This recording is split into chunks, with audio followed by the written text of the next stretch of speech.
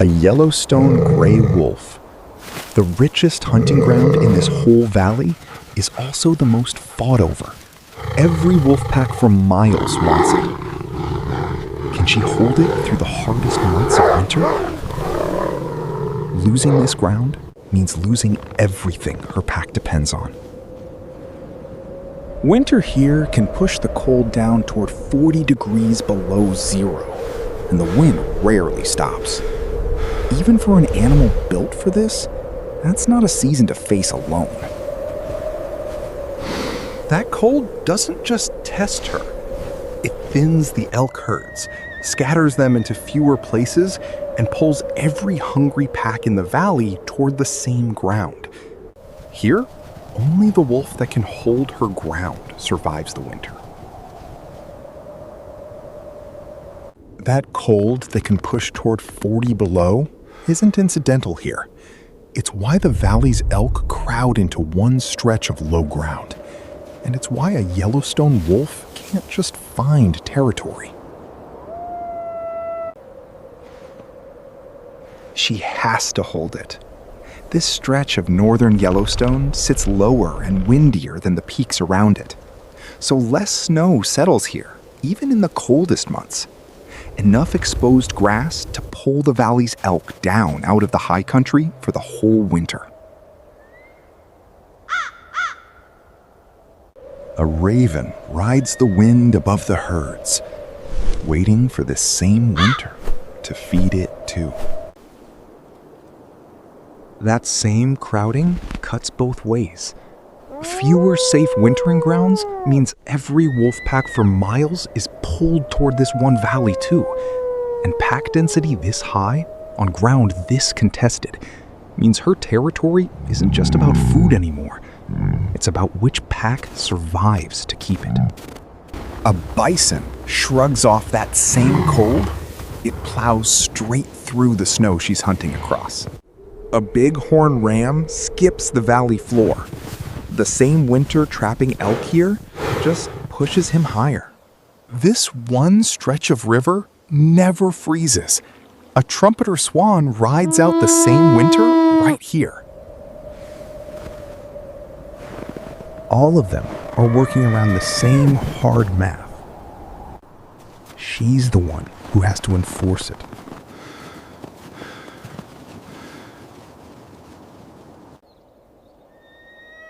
This is the stake underneath everything else this winter. If a rival pack pushes her off this ground, she doesn't just lose a hunting range. She loses the one stretch of valley holding enough elk to feed her pack through the worst months.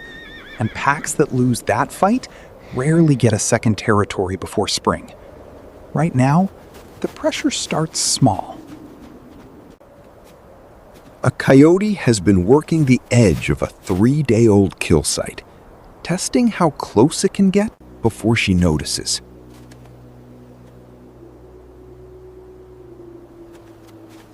She catches the coyote's scent before she sees it and closes the distance at a dead run. The coyote doesn't wait to find out what happens next. It's gone into the timber before she's covered half the ground between them. By dusk, a different scent crosses hers. 3, maybe 4 wolves that don't belong to her pack, moving along the ridge above the kill. She doesn't retreat.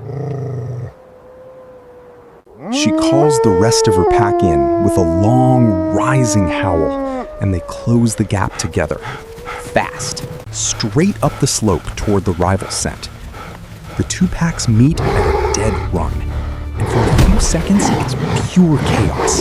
Teeth, snow, snarling bodies rolling together on the ridge. When it breaks apart moments later, it's the rival pack that scatters first, running back down the far side of the ridge, and her pack lets them go. The kill, and the ground around it, stays hers. She's still breathing hard when the rest of the pack regroups around her, sides heaving, Snow kicked up in a wide ring where the fight happened. Holding this ground tonight is what makes the next few months possible at all.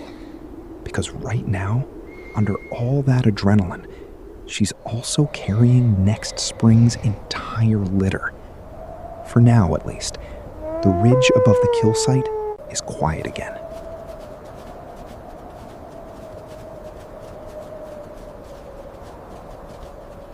By late winter, she's moving differently than the rest of the pack.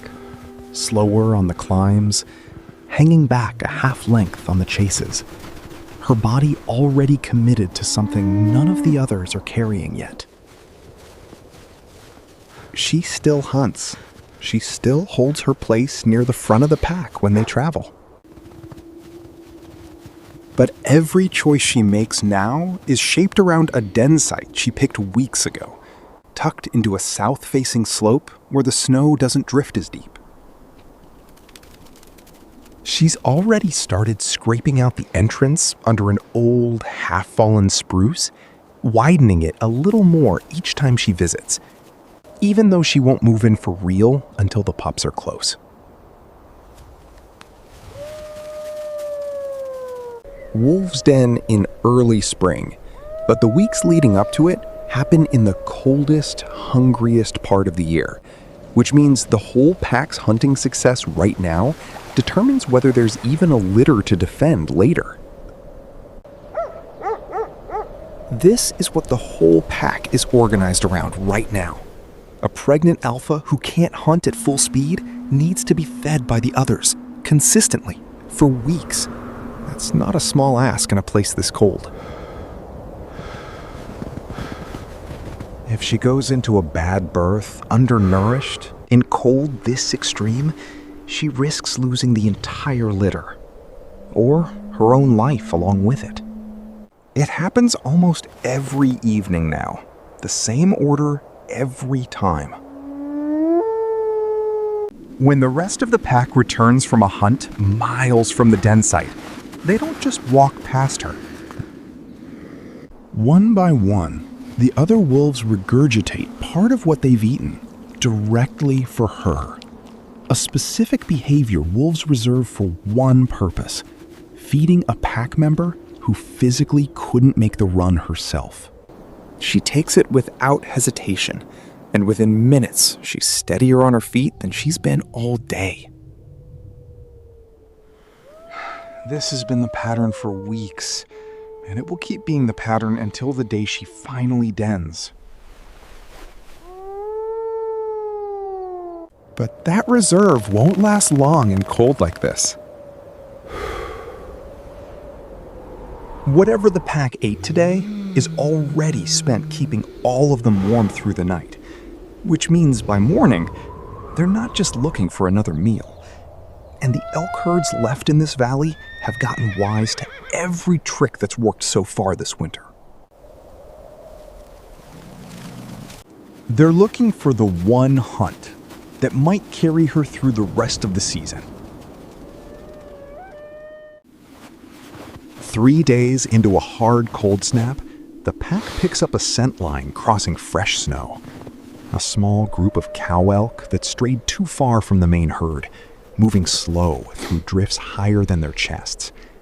It's the kind of scent trail that means real distance was already covered before dawn.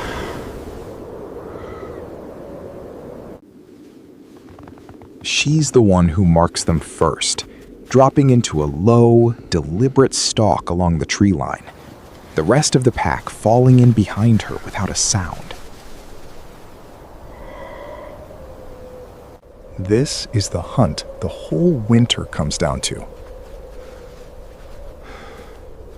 A pack this size needs a kill roughly every few days just to keep from losing condition in cold this severe. And they haven't made one in 4 days, which for a nursing soon alpha and a pack running a caloric deficit is starting to matter. And every day this cold snap holds, the elk herds get harder to approach. They've learned to bunch tighter and post more eyes on the tree line the longer this pack has been hunting them. The elk group she's tracking is small. 5 cows, no bulls this late in winter. Moving through snow deep enough to slow them, but not deep enough yet to stop them completely.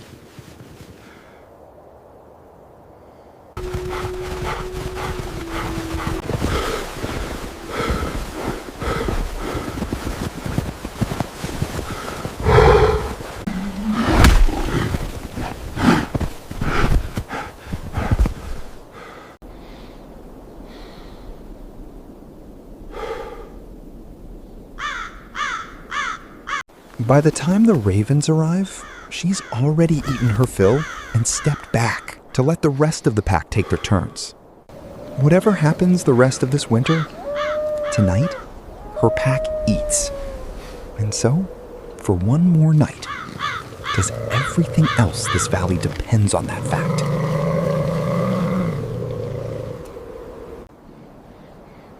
It's not a clean win for anyone who was watching that chase. And it never really is out here. But it's enough. None of this happens in isolation. The ravens that fed on that kill tonight wouldn't have found it without her.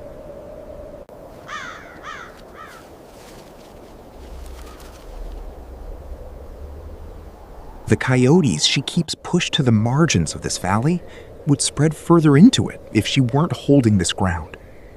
And elk numbers here would climb past what this land can support through a winter this hard, the same way they did for decades before wolves came back to this valley at all.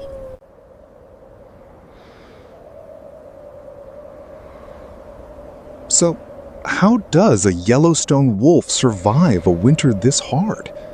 Not by avoiding the crowd this cold creates, by winning her place inside it. She held her ground against a rival pack. She kept a pregnant alpha fed through the leanest weeks of the year.